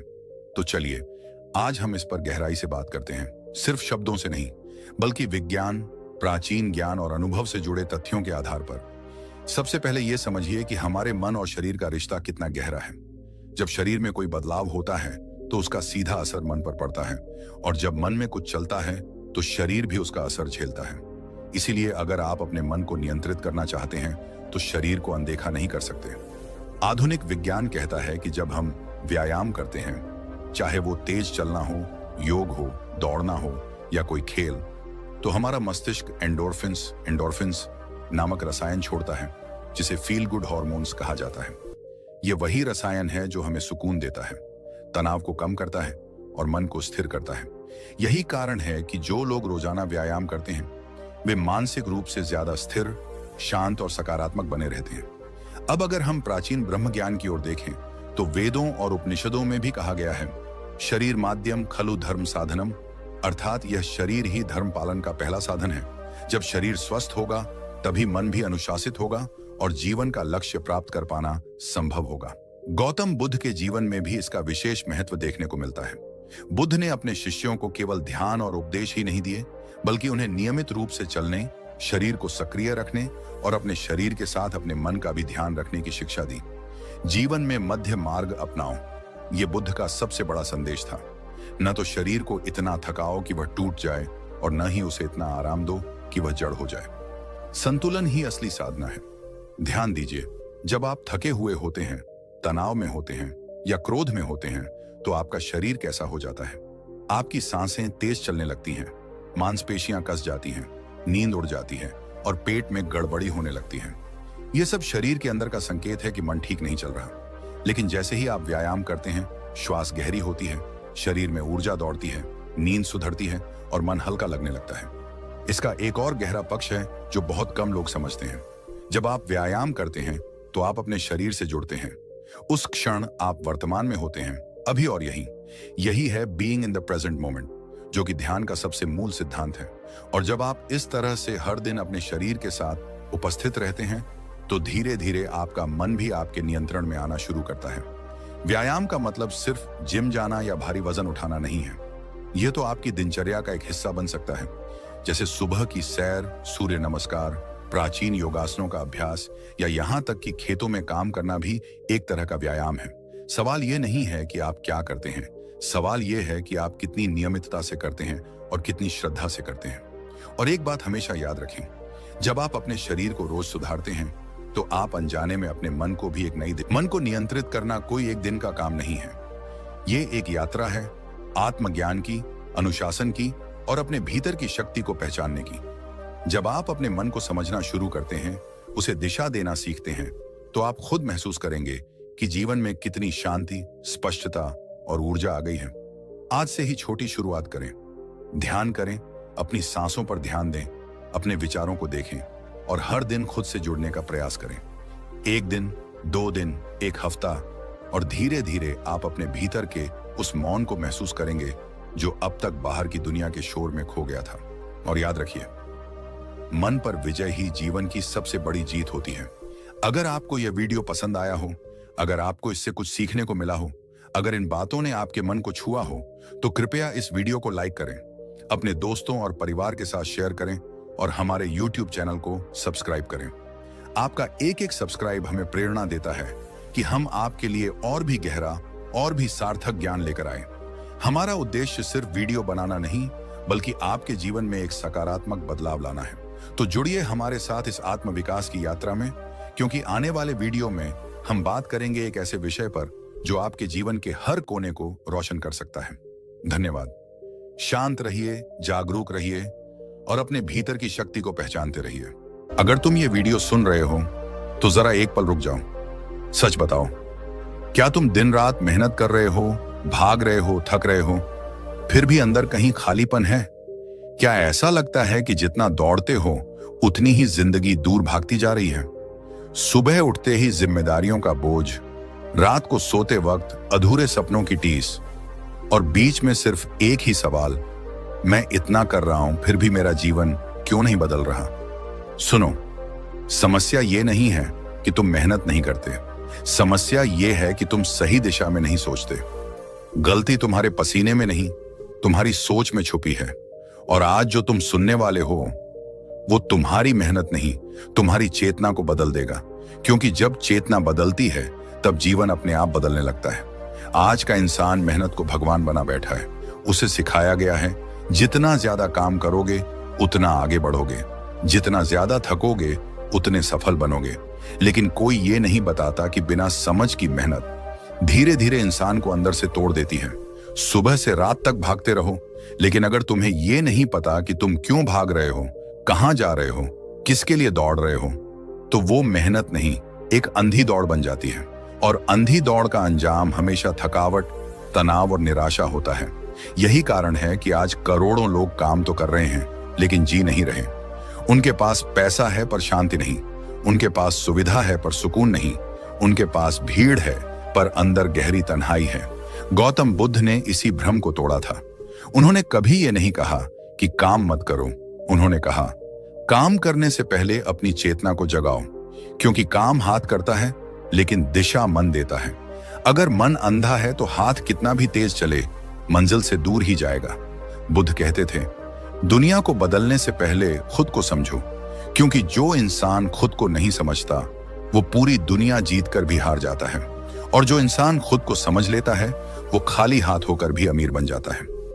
आज मनोविज्ञान भी वही बात कह रहा है जो बुद्ध 2500 साल पहले कह चुके थे। आधुनिक वैज्ञानिक कहते हैं कि हमारा दिमाग दिन का लगभग 90% समय ऑटो पायलट मोड में चलता है। यानी हम सोचते कम हैं, आदतों पर चलते ज्यादा हैं। हम वही करते हैं जो समाज ने सिखाया, परिवार ने ठूंस दिया और डर ने मजबूर किया। हम खुद से पूछते ही नहीं कि जो मैं कर रहा हूं वो सच में मेरी आत्मा की आवाज है या सिर्फ भीड़ की नकल। यही कारण है कि इंसान बाहर से व्यस्त दिखता है लेकिन अंदर से खोखला हो जाता है। बुद्ध ने इसे बहुत सरल शब्दों में समझाया था। उन्होंने कहा, जागरूक बनो। जागरूकता का मतलब ध्यान में बैठना ही नहीं है। जागरूकता का मतलब है जो तुम कर रहे हो उसे होश के साथ करना। जब तुम चलो तो चलना जानो, जब तुम बोलो तो शब्दों का भार समझो, जब तुम निर्णय लो तो उसके परिणाम को महसूस करो, क्योंकि बिना जागरूकता के लिया गया हर फैसला भविष्य में दुख बनकर लौटता है। आज तुम देखो, लोग नौकरी करते हैं लेकिन जानते नहीं कि क्यों कर रहे हैं। लोग रिश्ते निभाते हैं लेकिन समझते नहीं कि क्या निभा रहे हैं। लोग पैसा कमाते हैं लेकिन पूछते नहीं कि इसका उपयोग क्या है। और फिर जब जीवन बोझ बन जाता है तब कहते हैं, मेरी किस्मत खराब है। नहीं, किस्मत नहीं खराब है, तुम्हारी समझ सोई हुई है।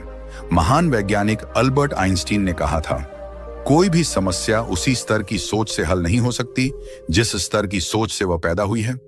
बुद्ध भी यही कहते थे, अगर तुम्हारा दुख तुम्हारी सोच से पैदा हुआ है तो समाधान भी सोच बदलने से ही आएगा। बाहर भागने से नहीं, अंदर उतरने से आएगा।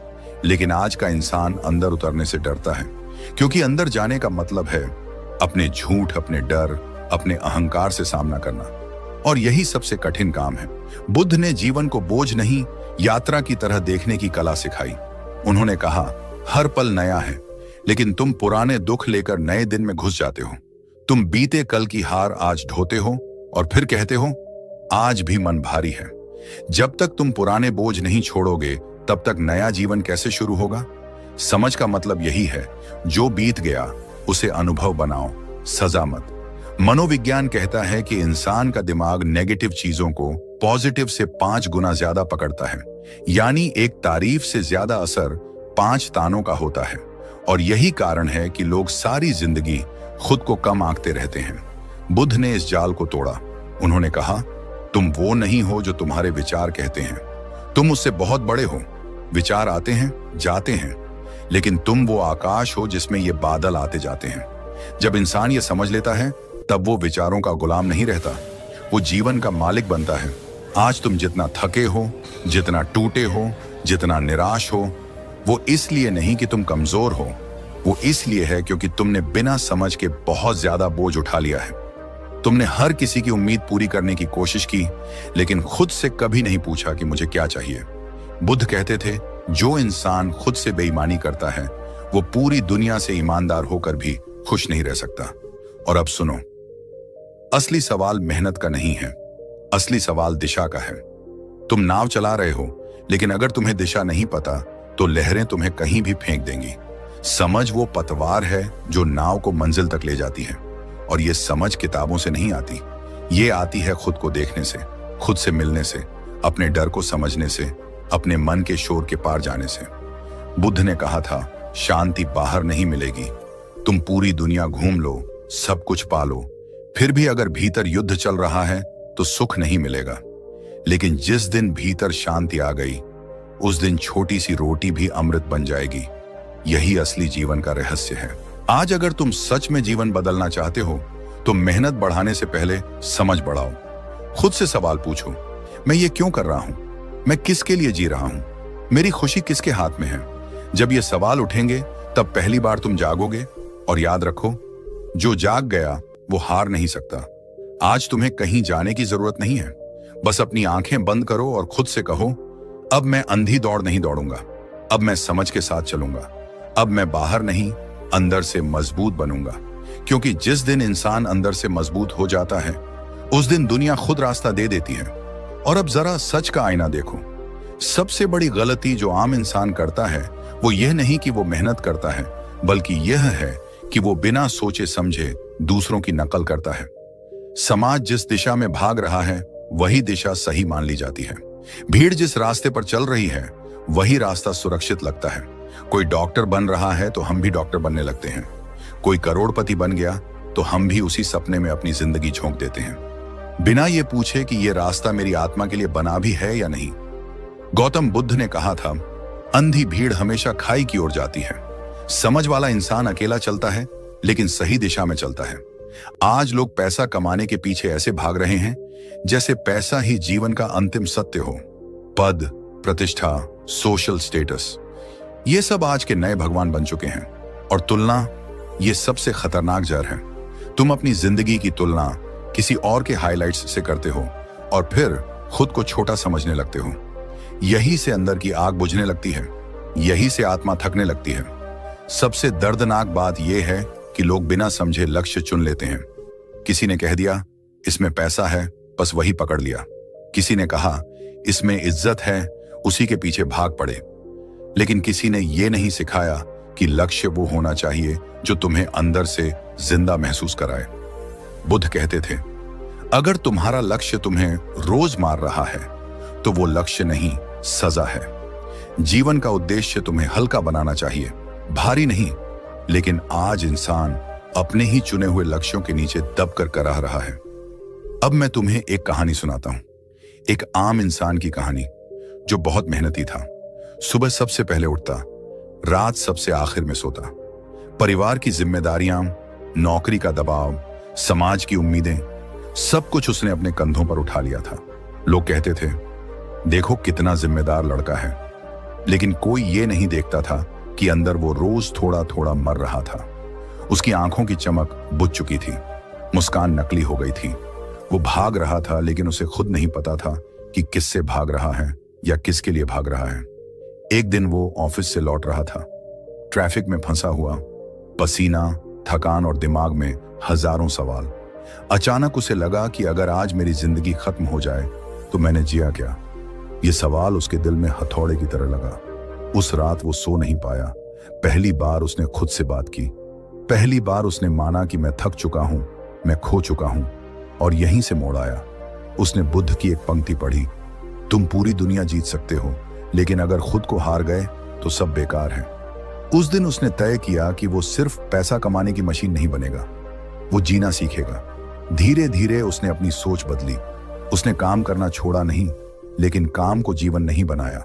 उसने रिश्तों को बोझ नहीं, संबंध बनाया। उसने खुद को सुनना शुरू किया और कुछ महीनों में वो इंसान जो अंदर से टूट चुका था वो फिर से जिंदा होने लगा। चेहरे पर सुकून आया, आंखों में रोशनी लौटी। परिस्थितियां पूरी तरह नहीं बदली लेकिन उसकी नजर बदल गई और यही असली परिवर्तन था। बुद्ध कहते थे, जब नजर बदलती है तब दुनिया अपने आप बदल जाती है। अब मनोविज्ञान की सच्चाई सुनो। वैज्ञानिक कहते हैं कि हमारा दिमाग एक मशीन की तरह है जो आदतों पर चलता है। सुबह उठने से लेकर रात सोने तक हम 90% काम बिना सोचे करते हैं। वही रास्ता, वही गुस्सा, वही डर, वही प्रतिक्रिया। इसे ऑटो पायलट मोड कहते हैं। यही कारण है कि इंसान सालों तक एक ही जगह अटका रहता है, क्योंकि वो नया सोचता ही नहीं। बुद्ध ने इस नींद को अविद्या कहा था, अज्ञान की नींद। उन्होंने कहा, तुम सोते हुए जी रहे हो, जागो। देखो कि तुम्हारा मन तुम्हें कैसे कंट्रोल कर रहा है। आदतें धीरे धीरे इंसान को गुलाम बना देती हैं। मोबाइल खोलना, खुद की तुलना करना, बेवजह चिंता करना, हर बात पर रिएक्ट करना, ये सब छोटी चीजें दिखती हैं लेकिन यही मिलकर जीवन की दिशा तय करती हैं। मनोवैज्ञानिक विलियम जेम्स ने कहा था, इंसान अपनी आदतें बदलकर अपनी किस्मत बदल सकता है। बुद्ध ने इसे और गहरा किया। उन्होंने कहा, आदत से पहले विचार आता है, विचार से भावना बनती है, भावना से कर्म होता है और कर्म से जीवन बनता है। यानी अगर जीवन बदलना है तो जड़ पर वॉर करो, सोच पर। सबकॉन्शियस माइंड यानी अवचेतन मन, यही असली ड्राइवर है। बाहर से तुम कुछ और बनना चाहते हो, लेकिन अंदर अगर डर बैठा है तो तुम खुद ही खुद को रोक लोगे। बाहर से तुम सफल दिखना चाहते हो, लेकिन अंदर अगर खुद को कमजोर मानते हो तो हर मौका खुद ही बर्बाद कर दोगे। बुद्ध कहते थे, तुम्हारा सबसे बड़ा दुश्मन बाहर नहीं, तुम्हारे भीतर छुपा बैठा है, और तुम्हारा सबसे बड़ा दोस्त भी वही है। फर्क सिर्फ जागरूकता का है। आज अगर तुम बार बार वही गलती कर रहे हो, वही रिश्तों में टूट रहे हो, वही पैसों की चिंता में डूब रहे हो, वही गुस्से में जल रहे हो, तो समझ लो कि तुमने अपना दिमाग दूसरों के हाथ में दे दिया है। समाज रिमोट कंट्रोल पकड़े बैठा है और तुम कठपुतली बने नाच रहे हो। बुद्ध ने कहा, स्वतंत्रता बाहर की नहीं होती, असली स्वतंत्रता भीतर की होती है। जब तुम्हारा मन तुम्हारे कंट्रोल में आ जाता है, तब कोई तुम्हें गुलाम नहीं बना सकता। और अब सबसे जरूरी बात, बदलाव एक दिन में नहीं होता, लेकिन एक फैसले में जरूर होता है। जिस दिन तुम तय कर लेते हो कि अब मैं भीड़ का हिस्सा नहीं बनूंगा, अब मैं होश के साथ जीऊंगा, अब मैं खुद को समझूंगा, उसी दिन यात्रा शुरू हो जाती है। उस दिन तुम पुराने इंसान नहीं रहते। आज तुमसे मैं यही कहना चाहता हूं, अगर अब भी तुम सिर्फ मेहनत पर भरोसा कर रहे हो तो थक जाओगे, लेकिन अगर तुम समझ पर भरोसा कर लोगे तो उड़ने लगोगे। बुद्ध का यही ज्ञान है, जागो, देखो, समझो और फिर चलो। क्योंकि जब इंसान समझ के साथ चलता है तो रास्ते खुद बन जाते हैं। और अब सवाल यह नहीं है कि तुम समझ बढ़ाना चाहते हो या नहीं, असली सवाल यह है कि क्या तुम बदलने के लिए तैयार हो। क्योंकि समझ किताबों से नहीं आती, वो अनुभव से पैदा होती है, और अनुभव तब आता है जब इंसान अपने पुराने पैटर्न तोड़ता है। गौतम बुद्ध ने कहा था, जब तक तुम रुकना नहीं सीखोगे तब तक सही दिशा नहीं देख पाओगे। आज का इंसान भागते भागते जी रहा है, हर बात पर तुरंत रिएक्ट करता है। कोई कुछ बोले तुरंत गुस्सा, कोई आगे निकल जाए तुरंत जलन, कोई आलोचना कर दे तुरंत टूट जाना। ये रिएक्शन नहीं है, ये बेहोशी है। बुद्ध ने इसे सती कहा, होश में रहना। जब तुम रुकते हो, एक पल सांस लेते हो, अपने भीतर उठ रही आग को देखते हो, उसी पल तुम गुलाम से मालिक बन जाते हो। मनोविज्ञान भी यही कहता है कि इंसान और जानवर में फर्क सिर्फ 1 सेकंड का होता है। वो 1 सेकंड जिसमें तुम रुकते हो, सोचते हो और फिर जवाब देते हो। वैज्ञानिक विक्टर फ्रैंकल ने कहा था, स्टिमुलस और रिस्पॉन्स के बीच एक जगह होती है, उसी जगह में हमारी आजादी छुपी होती है। बुद्ध यही आजादी सिखाते थे। जब तुम रुकना सीख जाते हो, तब अगला कदम आता है, खुद से सवाल पूछना। आज लोग पूरी दुनिया से सवाल करते हैं, लेकिन खुद से कभी नहीं पूछते, मैं ये क्यों कर रहा हूं, मैं इस रिश्ते में क्यों टिका हूं, मैं इस नौकरी में क्यों घुट रहा हूं, मैं इस दौड़ में क्यों भाग रहा हूं। बुद्ध कहते थे, जिस दिन इंसान ने सही सवाल पूछना सीख लिया, उसी दिन आधा समाधान मिल गया। क्योंकि सवाल तुम्हें बाहर से अंदर की ओर मोड़ देता है, और जब इंसान अंदर उतरता है तब उसे पहली बार अपनी असली जरूरतें दिखती हैं। मनोवैज्ञानिक कार्ल जंग ने कहा था, जब तक तुम अवचेतन को चेतन नहीं बनाते, तब तक वो तुम्हारी जिंदगी चलाता रहेगा और तुम उसे किस्मत कहते रहोगे। बुद्ध का पूरा मार्ग इसी पर टिका था, अज्ञान से जागरूकता की ओर। और फिर आता है मौन, वो मौन जिसे लोग कमजोरी समझते हैं। आज दुनिया शोर से भरी है, मोबाइल की आवाज, लोगों की राय, सोशल मीडिया का शोर, दिमाग के अंदर चलती बातें। इस शोर में आत्मा की आवाज दब जाती है। बुद्ध जंगल में गए थे शोर से भागने के लिए नहीं, खुद को सुनने के लिए। मौन का मतलब चुप रहना नहीं होता, मौन का मतलब है भीतर के शोर को शांत करना। जब भीतर शांति आती है, तब समाधान अपने आप उभरते हैं। न्यूरोसाइंस कहता है कि जब इंसान शांत अवस्था में होता है, तब उसका प्रीफ्रंटल कॉर्टेक्स सबसे अच्छा काम करता है, यानी निर्णय लेने की क्षमता बढ़ जाती है। बुद्ध इसे ध्यान कहते थे, आज वैज्ञानिक इसे माइंडफुलनेस कहते हैं। नाम बदल गया है, सत्य वही है। अब सबसे जहरीली बीमारी की बात करते हैं, तुलना। तुलना ने करोड़ों लोगों को अंदर से मार दिया है। तुम अपनी जिंदगी की रफ्तार किसी और की मंजिल से तुलना करते हो। तुम किसी की चमक देखकर अपनी आग बुझा लेते हो।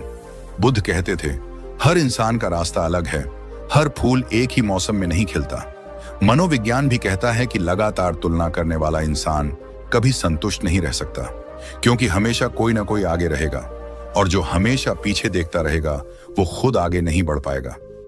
जिस दिन तुम अपनी गति स्वीकार कर लेते हो, उसी दिन तुम दौड़ से बाहर आ जाते हो, और दौड़ से बाहर आना हार नहीं होती, वो आजादी होती है। और अब सबसे गहरी बात, वर्तमान में जीना। इंसान का दुख दो जगह रहता है, या तो बीते कल में या आने वाले कल में। आज के पल में बहुत कम लोग होते हैं। बुद्ध कहते थे, जो बीत गया वो स्मृति है, जो आने वाला है वो कल्पना है, लेकिन जो अभी है वही जीवन है। मनोविज्ञान भी यही कहता है कि चिंता भविष्य की कल्पना से पैदा होती है और अवसाद अतीत की यादों से। लेकिन वर्तमान में रहने वाला इंसान मानसिक रूप से सबसे मजबूत होता है। जब तुम चाय पीते हो तो चाय पियो, जब किसी से बात करते हो तो पूरी तरह मौजूद रहो। यही छोटे छोटे पल मिलकर बड़ा सुकून बनाते हैं। अब इन सब का निचोड़ सुनो। समझ शरीर की मेहनत से नहीं आती, वो मन की जागरूकता से आती है। और जब ये जागरूकता आती है तब इंसान अपने ही जीवन का शिल्पकार बन जाता है। बुद्ध ने कहा था, तुम खुद अपना दीपक बनो, यानी बाहर किसी मसीहा का इंतजार मत करो। रोशनी तुम्हारे अंदर है। और अब कुछ पंक्तियां जो तुम्हारे दिल में गूंजनी चाहिए। मेहनत शरीर करता है, समझ जीवन बदलती है। अंधी दौड़ थकाती है, सही दिशा उड़ाती है। बाहर की जीत छोटी है, अंदर की जीत असली है। जो समझ गया वो बच गया। इन पंक्तियों को सिर्फ सुनना मत, इन्हें जीना शुरू करो। आज अगर तुम थके हो, टूटे हो, भ्रम में हो, तो ये संकेत है कि तुम्हारी आत्मा तुम्हें बुला रही है। वो कह रही है, अब जागो, अब भीड़ से अलग सोचो, अब अपने भीतर उतर कर देखो। और याद रखो, जिस दिन इंसान ने समझ को पकड़ लिया, उस दिन मेहनत बोझ नहीं रहती, वो साधना बन जाती है। उस दिन काम पूजा बन जाता है। उस दिन जीवन युद्ध नहीं, उत्सव बन जाता है। और अब मैं तुम्हें यही संदेश देकर छोड़ता हूं। अपने भीतर दीपक जलाओ, होश के साथ जियो, समझ के साथ चलो, क्योंकि दुनिया को बदलने का सबसे आसान तरीका यही है, खुद को बदल लेना। और जब तुम बदलते हो तो पूरी दुनिया तुम्हारे साथ बदलने लगती है। और अब यही वो पल आता है जहां जिंदगी दिशा बदलती है। जरा अपने दिल पर हाथ रखो और खुद से एक सवाल पूछो, क्या सच में तुम अब तक सही जगह लड़ रहे थे, या तुम गलत मोर्चे पर अपनी सारी ताकत बर्बाद कर रहे थे? तुम बाहर की दुनिया से लड़ते रहे, हालात से, लोगों से, किस्मत से, पैसे से, रिश्तों से, लेकिन कभी अपने भीतर बैठे डर, अहंकार, लालच और भ्रम से नहीं लड़े। गौतम बुद्ध ने कहा था, सबसे बड़ी लड़ाई बाहर नहीं होती, सबसे भयानक युद्ध भीतर होता है। और जो इंसान भीतर की जंग जीत लेता है, उसे बाहर की कोई हार हरा नहीं सकती। आज तक तुम यही सोचते रहे कि अगर हालात बदल जाए तो मैं खुश हो जाऊंगा, अगर पैसा आ जाए तो चैन मिल जाएगा, अगर लोग मुझे समझ लें तो सुकून आ जाएगा। लेकिन सच ये है कि तुम गलत जगह लड़ रहे थे। सुकून बाहर नहीं है, शांति परिस्थितियों में नहीं है, वो तुम्हारी चेतना में छुपी है। अब जरा अपने बीते जीवन को देखो। कितनी बार तुमने खुद को कोसा, खुद को कमजोर कहा, खुद से नफरत की। कितनी बार तुमने सोचा, काश मैं ऐसा होता, वैसा होता। बुद्ध कहते थे, जो इंसान खुद से नफरत करता है वो पूरी दुनिया से प्यार करके भी संतुष्ट नहीं हो सकता। मनोविज्ञान भी यही कहता है कि आत्म आलोचना इंसान की सबसे बड़ी मानसिक बीमारी है। रिसर्च बताती है कि जो लोग खुद को माफ करना सीख लेते हैं, वो ज्यादा खुश, ज्यादा मजबूत और ज्यादा संतुलित होते हैं। आज का दिन तुम्हारे लिए वही मौका है। अपने आप से कहो, मैंने गलतियां की, हाँ, मैं गिरा, हाँ, मैं टूटा, हाँ, लेकिन मैं इंसान हूं, मशीन नहीं। मैं सीख सकता हूं, बदल सकता हूं, उठ सकता हूं। बुद्ध ने कहा था, जिस दिन इंसान अपने अतीत को अनुभव बना लेता है और बोझ नहीं बनाता, उसी दिन वो मुक्त हो जाता है। आज तुम्हें खुद को माफ करना है, अपने पुराने फैसलों को, अपनी मजबूरियों को, अपनी नादानियों को, क्योंकि जब तक तुम अपने ही दिल की जेल में बंद रहोगे, तब तक दुनिया की कोई चाबी तुम्हें आजाद नहीं कर सकती। आज से ये मत कहो, मेरे साथ ऐसा हुआ। आज से कहो, मुझे इससे ये सीख मिली। यही नया नजरिया है, यही जागरूकता है, यही बुद्ध का मार्ग है। और अब जरा कल्पना करो, अगर तुम आज से अपनी सोच बदल दो, अगर तुम हर सुबह उठकर खुद से कहो, आज मैं होश के साथ जीऊंगा, आज मैं भीड़ का हिस्सा नहीं बनूंगा, आज मैं अपनी तुलना किसी से नहीं करूंगा, आज मैं अपने भीतर की आवाज सुनूंगा। मनोवैज्ञानिक कहते हैं कि दिमाग नई आदतें बनाने के लिए तैयार रहता है, बस उसे दोहराव चाहिए। न्यूरोप्लास्टिसिटी कहती है कि दिमाग बदल सकता है, नया बन सकता है। बुद्ध ने इसे बहुत पहले कह दिया था, तुम वही बनते हो जो तुम बार बार सोचते हो। यानी आज का छोटा सा विचार कल का बड़ा जीवन बनाता है। अब तुमसे कोई पहाड़ उठाने को नहीं कह रहा, तुमसे कहा जा रहा है, एक छोटा कदम उठाओ। सुबह उठकर 5 मिनट चुप बैठो, खुद से बात करो, अपने दिन को होश में शुरू करो। जब गुस्सा आए रुक जाओ, जब डर आए उसे देखो, जब तुलना उठे मुस्कुरा दो। यही छोटे कदम धीरे धीरे बड़े परिवर्तन बनते हैं। यही छोटी आदतें तुम्हारे भविष्य की नींव बनती हैं। बुद्ध कहते थे, बूंद बूंद से ही सागर बनता है और हर सागर की शुरुआत एक बूंद से होती है। आज से तुम्हें एक चुनौती दे रहा हूं, अगले 21 दिन खुद पर काम करो। शिकायत कम, जागरूकता ज्यादा, रिएक्शन कम, रिस्पॉन्स ज्यादा, भागना कम, समझना ज्यादा। देखना कि तुम्हारा मन कैसे बदलता है, तुम्हारा जीवन कैसे हल्का होने लगता है। क्योंकि असली ताकत मसल्स में नहीं होती, असली ताकत तुम्हारी चेतना में होती है। जब चेतना जाग जाती है तब इंसान अकेला होकर भी मजबूत होता है, गरीब होकर भी अमीर होता है, शांत होकर भी शक्तिशाली होता है। और अब इस यात्रा का आखिरी संदेश सुनो। आज से नया जीवन शुरू करो। पुराने डर, पुरानी सोच, पुराने बहाने यहीं छोड़ दो। जैसे बुद्ध ने कहा था, हर सुबह एक नया जन्म है और हर शाम एक छोटा अंत। आज का दिन तुम्हारा नया जन्म है। अपने भीतर की आग को जलाओ, अपने आत्मविश्वास को जगाओ। खुद से कहो,